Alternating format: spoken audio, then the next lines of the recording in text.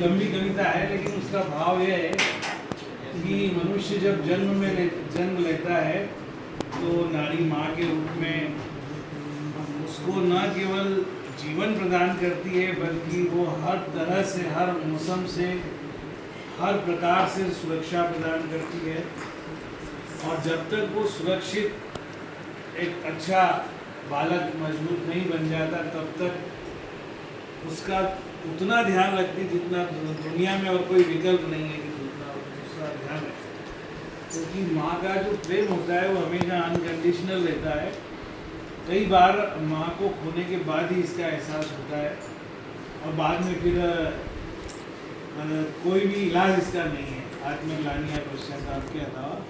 इसलिए अगर माँ के रूप में नारी को देखा जाए और हमेशा सेवा की जाए, तो वो व्यक्ति बहुत श्रेष्ठ होता है, बहुत भाग्यशाली होता है, नारी माँ के रूप में जिसको हमेशा साथ हो। फिर साथ साथ बचपन में बहन के साथ खेलना, वो नारी का दूसरा रूप मनुष्य के जीवन में आता है जब वो जीवन को समझने लगता है। और एक बहन हर परिस्थितियों में जीवन भर अपने भाई के लिए जो है दुआएं करती है। और कई बार तो ऐसा होता है कि वो कई चीज़ें, किसी प्रकार की तकलीफ हो तो बहन खुद ही सहन करने की कोशिश करती है। तो जो हम कहते हैं कि भाई बहन की रक्षा करता है, इसका मौका बहुत कम मिलता है, लेकिन बहन ही हमेशा भाई के आत्मसम्मान, मान सम्मान, हर तरह से उसकी रक्षा करती है, उसको हर तरह से खुश देखना चाहती है। इसके बाद जो रिश्ता आता है वो आता है पत्नी का। कभी कभी ये रिश्ता सब रिश्तों पे भारी पड़ जाता है, और इस रिश्ते में कभी कभी व्यक्ति इतना अधिक जो है इसके प्रति समर्पित हो जाता है कि माँ और बहन का जो भाव है वो थोड़ा सा कम हो जाता है, और वो ज़्यादा समर्पण पत्नी के प्रति हो जाता है।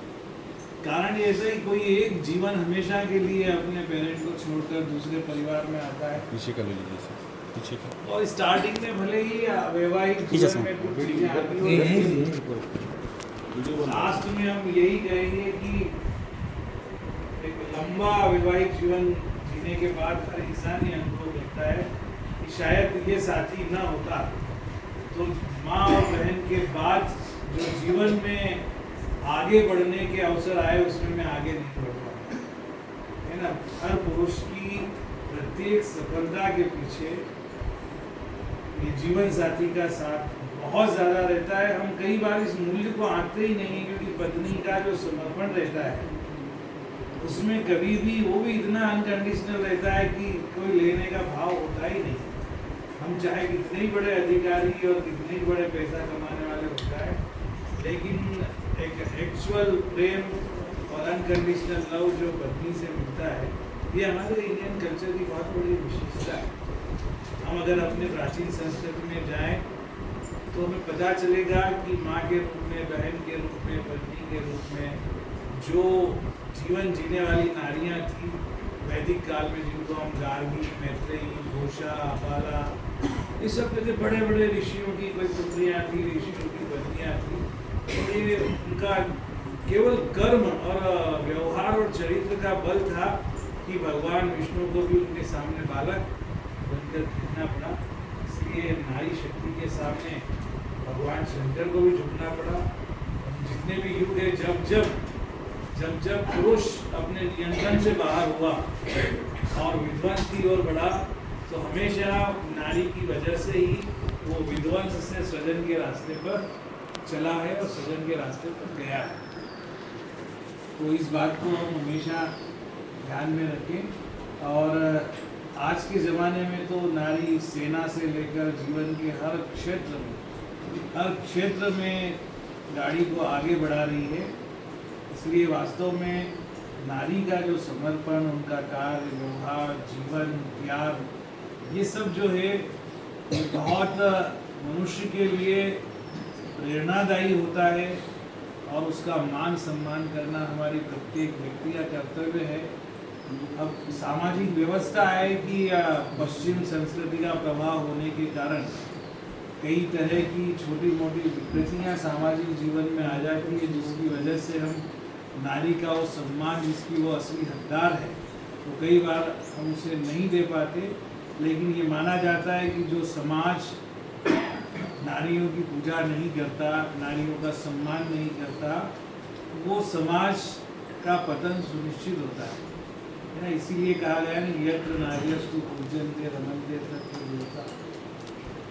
और लास्ट में मैं ये कहूँगा कि हमारे देश में उन नारियों को याद करना जरूरी है कि अकेली नारी ने हजारों की अंग्रेजों की सेना को परास्त करने का बीड़ा उठाया और रानी लक्ष्मीबाई ने मात्र 23 साल की एज में दुनिया में एक विश्व कीर्तिमान था कि ऐसी नारी जिस देश में उस देश को कोई ज़्यादा दिन तक गुलाम नहीं बना सकता। चाहे दक्षिण में महारानी चिन्नम्मा की बात हो या रानी दुर्गावती की बात हो या जीजाबाई की हम बात करें या भगत सिंह की माताजी विद्या देवी की बात करें या शिवाजी की माताजी की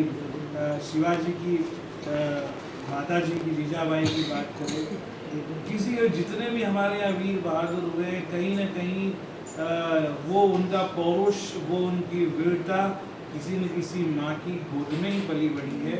और नारी के बिना कम भारत क्या विश्व में कहीं भी कोई सृजन संभव ही नहीं है। नारी पुरुष के ही नहीं, संसार के प्रत्येक कण कण में जो भी सृजन है, जो कुछ भी अच्छा है, उसके मूल में नारी होती है। नारी शक्ति के बिना पुरुष सदैव अधूरा है और नारी का त्याग हमेशा पुरुष के त्याग से कई गुना बढ़कर होता है। इसी भाव को रखते हुए विश्व की सभी नारियों को सादर प्रणाम।